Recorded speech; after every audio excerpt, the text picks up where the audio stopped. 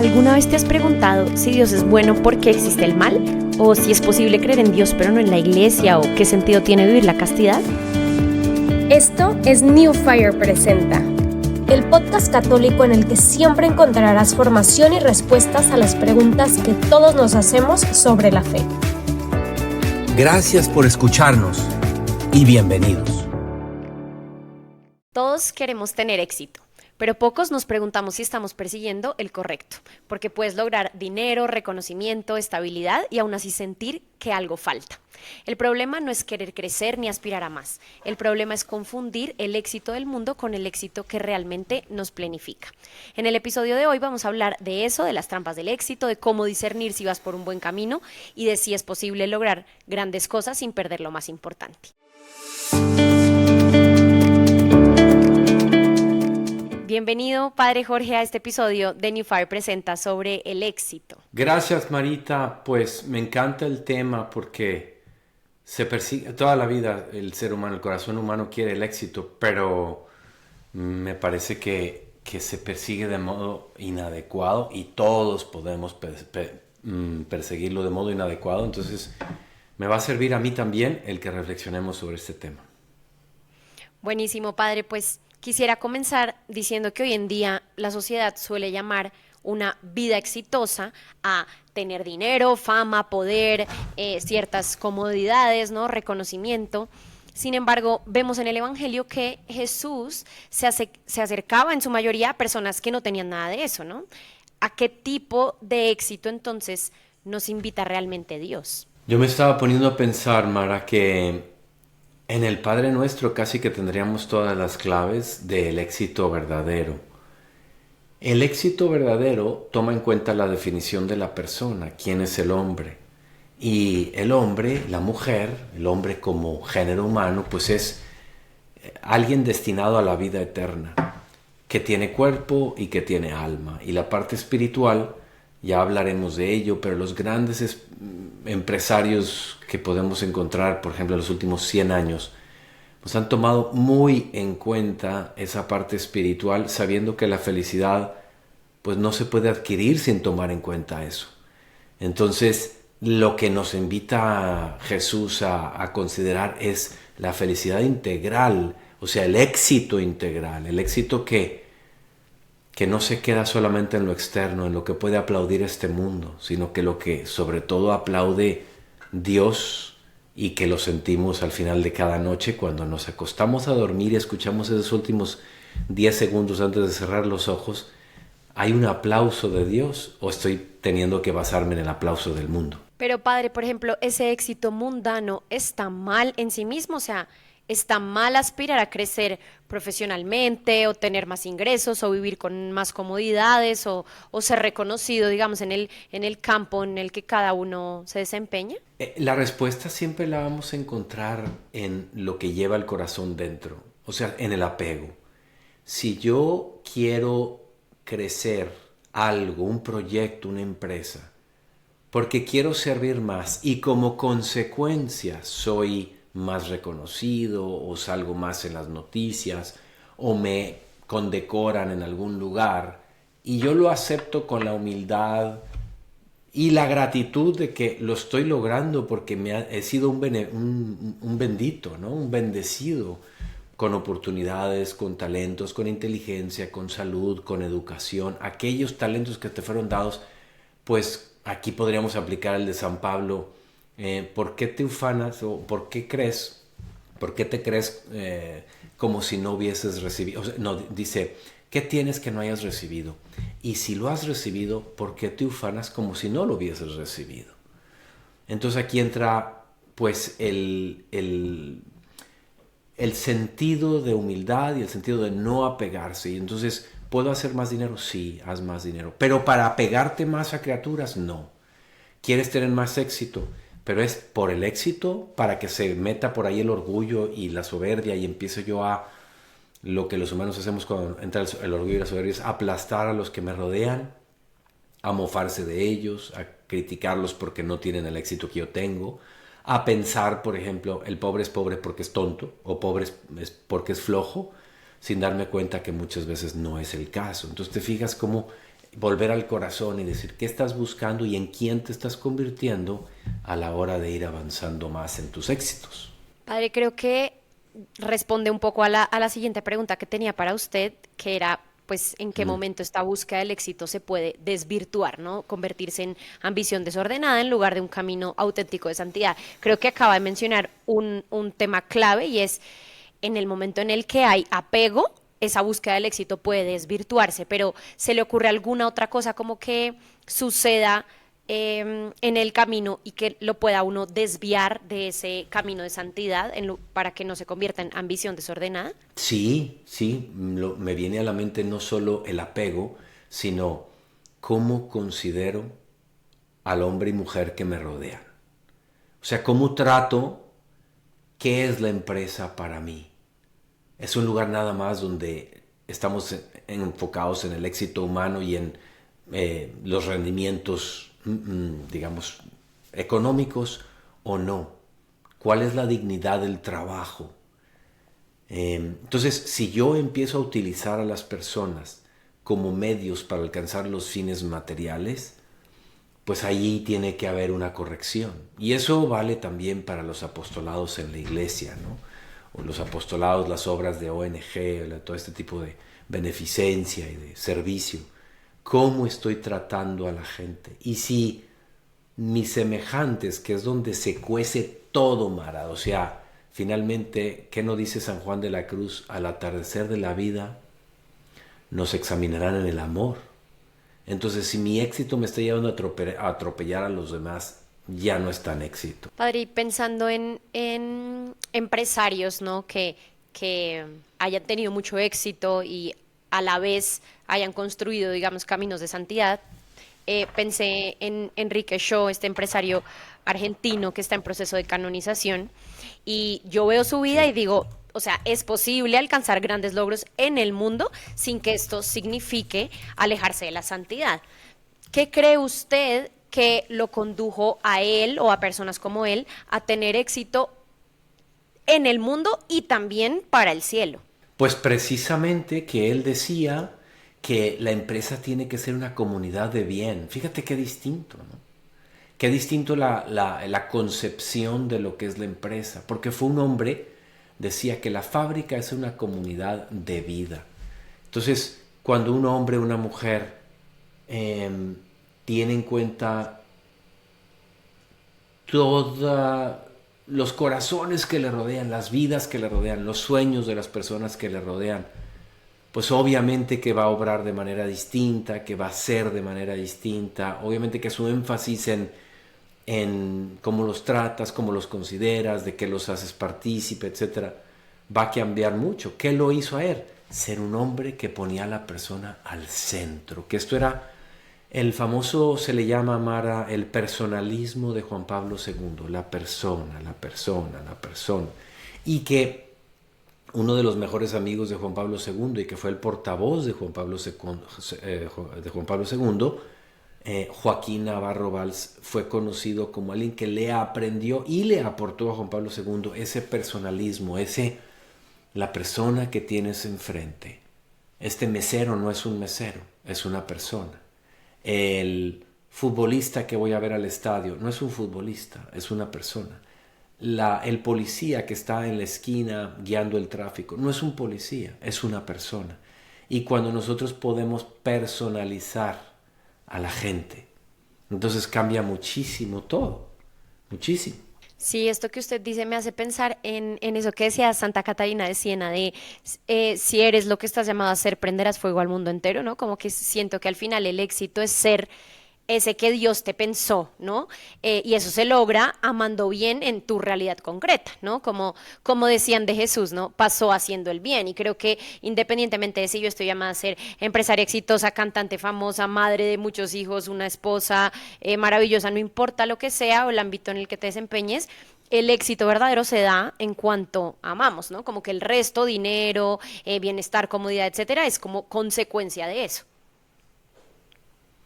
Sí, así es. O sea, y volvemos al Padre Nuestro, ¿qué cosas pedimos en el Padre Nuestro? Pues pedimos ser hijos, ser criaturas, aceptar que que los designios de Dios se hagan, que tengamos una visión de conjunto, una visión de familia.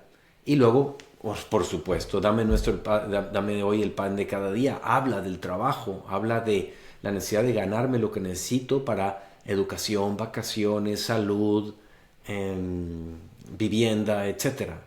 Si yo tengo claro pues esa identidad como hijo de Dios, entonces voy a trascender mucho más allá que nada más lo que muchas universidades o empresas dirían, pero que también hay que decir, hay muchas universidades y muchas empresas que también enfatizan mucho a la persona, pero tiene que haber muchas más. Padre, ¿y podría compartirnos otros ejemplos, otro ejemplo de alguna persona que usted consideraría verdaderamente exitosa, o sea, exitosa para el mundo y también para el cielo? Sí, hay un empresario alemán, no, perdón, sudafricano, pero que es miembro del movimiento Regnum Christi. Él se llama Peter Freisel y vive en Carolina del Sur, me parece. Y él creó un apostolado que ha hecho mucho bien y sigue haciendo, que se llama His Way at Work, su camino en el trabajo. Y tú cuando lo escuchas a él sobre cómo él empezó a considerar lo que es la empresa, ¿no? La fábrica, que es una comunidad humana, cómo trataba a cada uno de los empleados, el ir paseándose, lo mismo que el futuro santo que mencionaste tú hace rato, el argentino, que decía, hoy quiero sonreír un poquito más, preocuparme un poquito más por las condiciones de mis empleados, hacerles un poquito más, ¿no? Pues sí, como el estar muy pendiente de que su trabajo no lo es todo y que trabajan para ser felices después. Entonces, ¿por qué no hacer feliz el trabajo en la medida de las posibilidades? Ese es uno. Luego Bosco Gutiérrez Cortina en México. Él es un empresario que se ha conocido como un hombre muy, muy justo, un trabajador, que también considera a las personas pues como un todo en sí mismas y no unos medios para un fin, ¿no? Luego hace como año y medio, quizá un pelín más, me recomendaron mucho un libro, si nos escucha por aquí algún emprendedor o algún libro que se llama The Heart of Business, el corazón del business, de la empresa, de Hubert Joly, que es un francés con algo de educación jesuita, y él en su libro, él fue el que rescató en su momento Best Buy, esta tienda que ahora ya no sé cómo esté, pero en una época en donde empezaba a venir pues Amazon y acabar con todas las compras en línea. Pero lo impresionante es lo que él hacía de cada uno de los managers de cada sucursal de Best Buy, cómo los trataba, las libertades que les daba un montón de libertad para tomar decisiones de modo que todos los empleados estuvieran contentos y que el cliente lo sintiera. Y luego por último, Mara, hubo un guardia suizo, Andreas, y el apellido ahora se me escapa, que habló de Juan Pablo II como el gran empresario porque él estuvo cuidando a Juan Pablo II como guardia suizo, y cuando después salió al mundo medio sin fe y puso una empresa y luego un día se puso a llorar mucho porque se sintió muy alejado de Dios, miró la tele y estaba Juan Pablo II y dice, este es mi ex jefe, y empezó como a poner por escrito en un libro que se llama The Pope and the CEO los principios empresariales que el Santo Padre aplicó.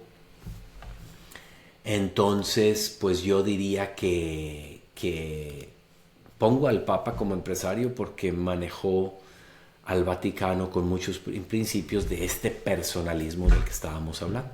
Padre, ¿y qué señales pueden surgir en la vida de una persona que le puedan ayudar a discernir si ese éxito que está persiguiendo es el que Dios quiere para su vida o no? Porque creo que, o sea, como hemos hablado, es muy fácil como desviarse en el camino, y seguramente las personas que nos están escuchando puedan estar en este momento en un discernimiento de saber, bueno, el éxito que estoy buscando perseguir es o no el que Dios quiere para mí. Mira, yo creo que aunque no es la condición única, pero la paz de sentir, si tú te haces la pregunta, ¿estoy yo tratando de ser un hombre o una mujer para los demás, o sea, un servidor, ¿no? Cristo no he venido a ser servido, sino a servir. Entonces, ahí en la empresa, ahí en el colegio, en la universidad, en el trabajo, tú eres un servidor de los demás, tratas de hacer el esfuerzo por hacerles la vida un poco más llevadera en el día a día, al hacerles, primero, que se valoren a sí mismos, o sea, aplaudir todos los éxitos de lo que hacen, tratarlos con respeto, con cariño, con caridad cristiana. Entonces sería la paz que te da de ser una persona centrada en personas. Y luego también, ¿de qué otra cosa se va la paz, Mara? Quien está apegado a cosas o a proyectos de manera exagerada, nota, percibe. Estoy yo muy, como decimos, estoy muy clavado en esto, estoy demasiado metido en este principio. Entonces fíjate que volvemos al corazón, un corazón que mira a la persona como persona y un corazón que no se apega demasiado a nada y se apegue un poquito, o sea, que una persona le agarre pasión a algo, pero si me la quitaran, que no le quitara el sueño. Yo creo que estos dos son signos o símbolos de cuando he empezado por un camino equivocado hacia el éxito. ¿Y cuáles podrían ser las trampas que hoy en día pues nos pone el demonio que nos pueden alejar del éxito verdaderamente? Pues pienso uno en el workaholic, cuando se quiere seguir teniendo éxito, pero un éxito que, o sea, si quieres inventarte trabajo lo seguirás inventando, pero ¿cómo se siente la gente alrededor de ti? O sea, esas trampas sería yo también el peligro de empezar a instrumentalizar, manipular a la gente, usar a la gente. Luego la soberbia y el orgullo, ¿no? Si te fueron dados unos talentos muy especiales para guiar y todo, ¿cómo los pones al servicio y no en el dominio de la persona? Si tomáramos las encíclicas de Juan Pablo II o la de Francisco sobre el Evangelio de la vida, o las de Juan Pablo II, Centesimus Annus, Solicitudo Rei Socialis, o alguna otra más que tengan ahí, incluso la primera que tuvo sobre el hombre como hombre, Redemptor Hominis, pues ¿de qué te van a hablar? De tratar a la persona como un fin en sí misma, ¿no? En la caridad es donde se parte todo, Mara, donde se conquista o donde se destruye. Yo creo que eso. Padre, yo creo que es muy común hoy medir como el éxito que tenemos comparándonos con otros, ¿no? Quisiera preguntarle, ¿qué tan peligrosa es esa comparación y cómo puede distorsionar nuestro camino, ¿no? Porque una cosa también es compararse, digamos, a nivel laboral, empresarial, ¿no? Compararme con mi jefe, mi compañero de trabajo, mi competencia, el trabajo de otra persona, pero creo que esto también sucede en el éxito familiar, ¿no? O sea, me comparo con otra familia, me comparo con otra esposa, con otra madre, con otra amiga, y creo que esto es muy peligroso y podría llegar a distorsionarlo. Entonces, nada, como que quisiera que dedicáramos un poco de tiempo a hablar sobre esto. Bueno, yo creo que tu pregunta se resume en qué lugar tiene la comparación en la vida, ¿no? Hay un pasaje muy claro donde está la curiosidad de Pedro, cuando le dice a Juan, ya después de la resurrección, que estamos en la época de la resurrección, que le dice, tú sígueme, que le dice Jesús a Pedro que lo siga, y Pedro como que tiene la duda de, bueno, ¿y Juan qué? Y Jesús le dice, mira, o sea, tú ven y sígueme, lo que yo le he dicho a él es para él. Entonces, cuando uno se reconoce como único, irrepetible, como un hijo, una hija de Dios muy, muy amado, por el cual Él no daría la vida, no, por el cual ya dio la vida, cuando vemos que tenemos talentos únicos que cada uno está llamado a dar, pero esto que yo estoy diciendo, como que, bueno, voy a terminar la frase. Cuando pasa eso, entonces no necesitamos compararnos. Pero vivimos en un tiempo, y ahí es donde iba, en donde parece que esto es un lenguaje traído de otro planeta, porque todo es competencia, todo es ganarle a los demás y todo es compararse con los demás. Y eso me pasa a mí también. Entonces, La comparación, ¿en dónde pudiera tener un lugar? Bueno, tiene un lugar para que en caso de que yo, como los de las parábolas de los talentos, esté cayendo un poco en la pereza o la asedia espiritual, puede ser que después de algunos triunfos necesite yo mirar a otros porque me estoy como descansando en mis laureles y estoy ya no dando lo que puedo dar. Bueno, si ver a mi hermano o a mi hermana me espolea un poco hacer las cosas bien, bendito sea Dios, míralos en ese sentido. Pero si lo estoy mirando para criticar, para yo no sentirme tan mal, y por tanto lo hago a través de la crítica, si lo hago para tener envidia o una competencia que me hace jugarles chueco, jugarles sucio, pues evidentemente que esa comparación, creo que podemos decir, por sus frutos la conocerás.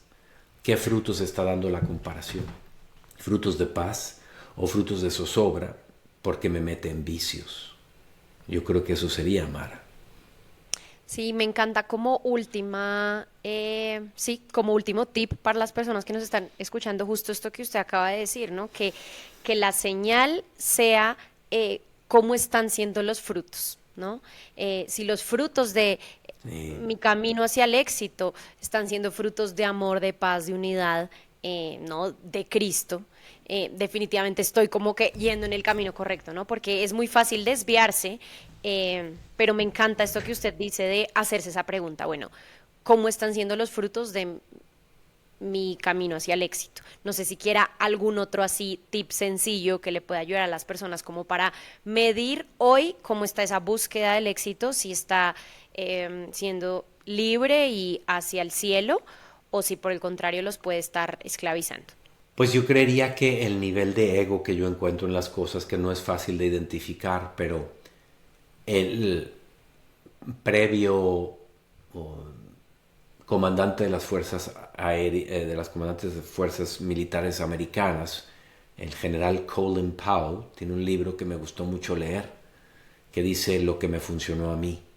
Y ahí él habla de que no le pegues mucho tu ego a tu proyecto, porque si se cae el proyecto, se cae el ego.